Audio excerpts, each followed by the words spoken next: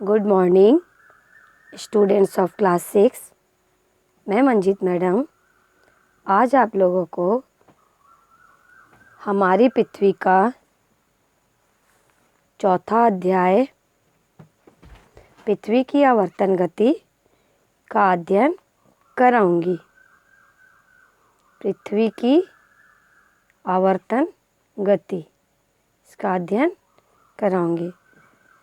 तो बच्चों, आप लोग यदि इस पुस्तक को पढ़ोगे तो तुम्हारे मन में यह बात उठेगी कि हम एक स्थान पर स्थिर बैठे हैं, लेकिन क्या आपको पता है तुम्हारे पैर के नीचे पृथ्वी एक लट्टू की तरह प्रचंड वेग के समान अक्ष के चारों ओर लगातार घूम रही है, और पृथ्वी के साथ तुम भी इस महाशून्य में लगातार घूम रहे हो। तुम्हारे आसपास के पेड़, घर, रास्ता, मैदान, धान के खेत सब तुम्हारे साथ ही निरंतर घूम रहे हैं। अब उदाहरण के लिए देखिए, यदि आप इस शहर से दूसरे शहर जाते हो या एक शहर से दूसरे शहर जाते हो किसी ट्रेन या बस के द्वारा, तो ट्रेन में बैठने के बाद ट्रेन का जब हॉर्न बजता है तो ट्रेन स्टेशन से बाहर निकल जाती है, और आप खिड़की से बाहर जब देखते हो तो ऐसा महसूस होता है कि पेड़, घर, इलेक्ट्रिक पोस्ट, खेत आदि क्या है, पीछे की ओर भागते हुए नजर आते हैं। लेकिन ऐसा वास्तव में नहीं होता। क्या है? ट्रेन सामने की तरफ तीव्र गति से चलती है, इसलिए आपको ऐसा प्रतीत होता है।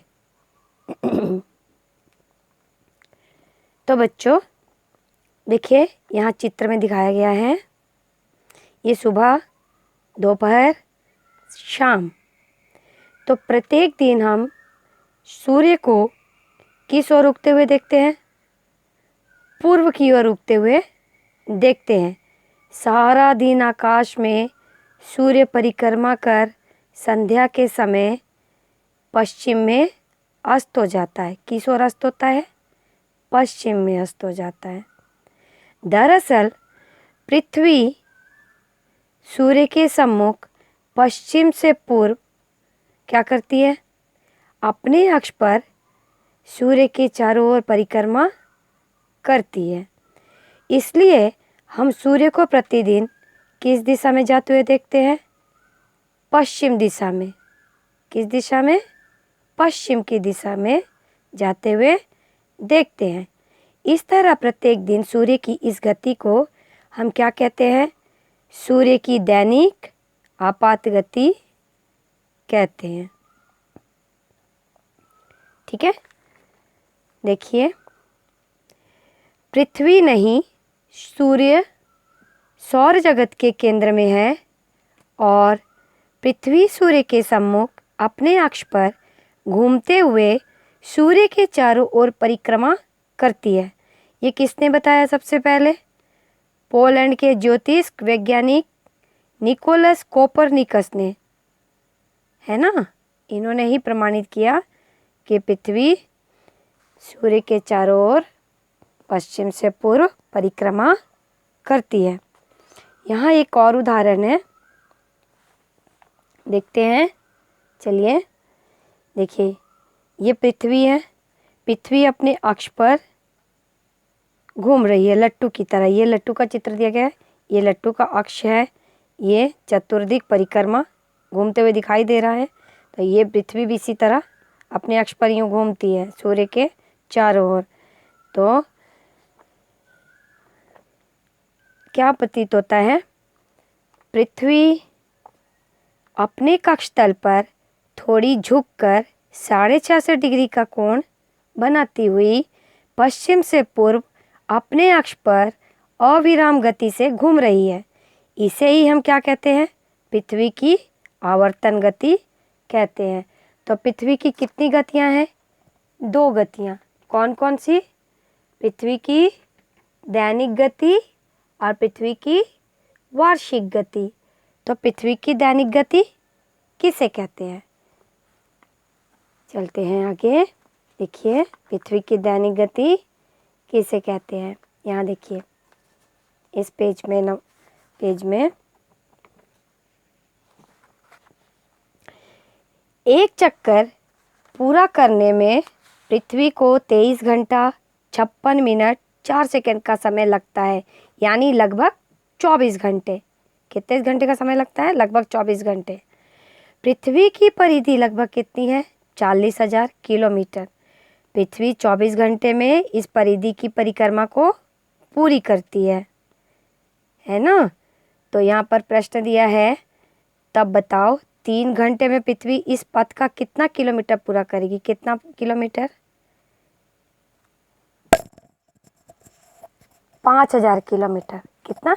5,000 किलोमीटर। अब देखिए इस चित्र में दिया गया है, ये देखिए कुछ परिधियाँ बनी हुई हैं ए, बी और सी। सी वाले में ये लड़की दौड़ लगा रही है, ठीक है। तो ए, बी, सी 3 वृत्त रेखाएं हैं। तीनों में व्यक्तियों को खड़ा करने पर, ठीक है, एक ही समय में दौड़ खत्म करनी है तो किसे तेज गति से दौड़ना होगा? किसे? सी वाले को ना, जो ज़्यादा दूर में है, जो इसका बड़ा, इसकी परिधि बड़ी है। तो सबसे कम किसे दौड़ना पड़ेगा? भीतर वाली परिधि को। भीतर वाली परिधि में जो व्यक्ति खड़ा है उसको सबसे कम दौड़ना पड़ेगा, ए वाली में। और उससे अधिक तेज गति बी वाले की और सबसे तेज गति सी वाले की होगी। तो पृथ्वी का अक्षांश या पृथ्वी की अक्षांश रेखाएं भूमध्य रेखा से ध्रुवों की ओर क्रमशः छोटी होती जाती हैं।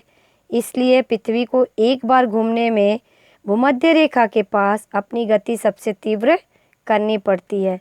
कितनी हो जाती है इसकी गति? कितनी पता है आपको? नहीं, मैं बताती हूँ आपको कितनी हो जाती है। 1670 किलोमीटर प्रति घंटा। यहाँ 50 दिया है लेकिन 1670 किलोमीटर प्रति घंटा हो जाती है। यहाँ से ध्रुवों की तरफ पृथ्वी की गति कम होते जाएगी। जैसे जैसे विषुवत रेखा से ध्रुवों की ओर बढ़ेंगे, इनकी गति, घूमने की गति कम हो जाती है और विषुवत रेखा की गति सबसे तीव्र होती है, ठीक है। अब दिन और रात किस गति के कारण होते हैं? दिन रात किस गति के कारण होते हैं? पृथ्वी की दैनिक गति के कारण दिन रात होते हैं। तो ये चित्र में देखिए दिखाया गया है, यहाँ पर ग्लोब है, अंधेरा कमरा है। अंधेरे कमरे में ग्लोब के ऊपर टॉर्च की रोशनी डाल रहे हैं। डालने से ग्लोब के आधे भाग पर क्या पड़ रहा है? प्रकाश पड़ रहा है और आधे भाग पर अंधकार है। तो इस ग्लोब को यदि हम पश्चिम से पूर्व की तरफ घुमाएंगे तो देखेंगे, क्या देखेंगे कि प्रकाशित भाग जो है वो अंधकार में चला जाता है और अंधकार वाला भाग प्रकाश में आ जाता है। तो गोलाकार पृथ्वी का जो भाग सूर्य के सम्मुख रहता है वहाँ क्या होता है? दिन। और उसके विपरीत भाग में क्या होता है?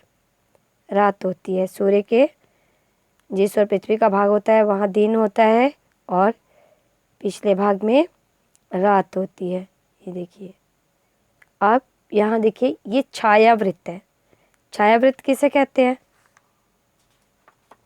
छायावृत्त किसे कहते हैं? देखिए,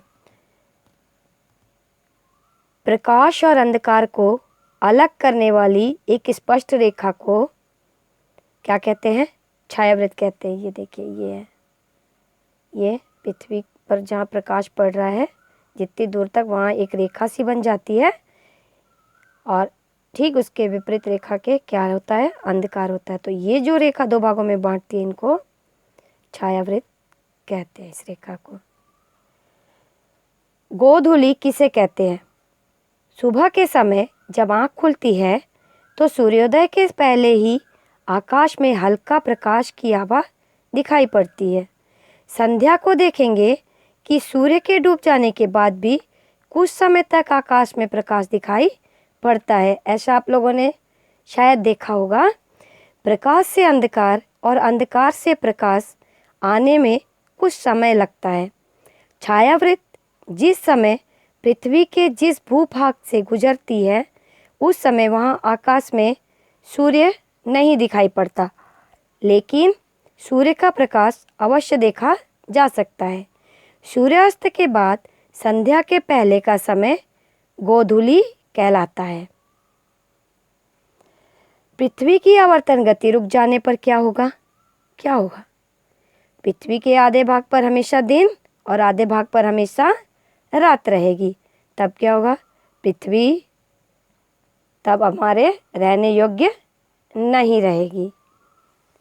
ठीक है, अब चलते हैं पृथ्वी की गुरुत्वाकर्षण शक्ति की ओर। पृथ्वी महाशून्य में घूम रही है, फिर भी हम इससे छिटक कर गिरते नहीं। क्यों नहीं गिरते? इसका क्या कारण है? इसका कारण है पृथ्वी की गुरुत्वाकर्षण शक्ति। पृथ्वी अपने केंद्र की ओर हर चीज को खींचती है। किस ओर खींचती है पृथ्वी? अपने केंद्र की ओर हर चीज को खींचती है। पृथ्वी की इस गुरुत्वाकर्षण की शक्ति का पता सबसे पहले किसने लगाया? न्यूटन नाम के वैज्ञानिक ने। किसने लगाया गुरुत्वाकर्षण शक्ति का पता? न्यूटन नाम के वैज्ञानिक ने लगाया। ठीक है, तो बच्चों आज के लिए इतना ही। धन्यवाद।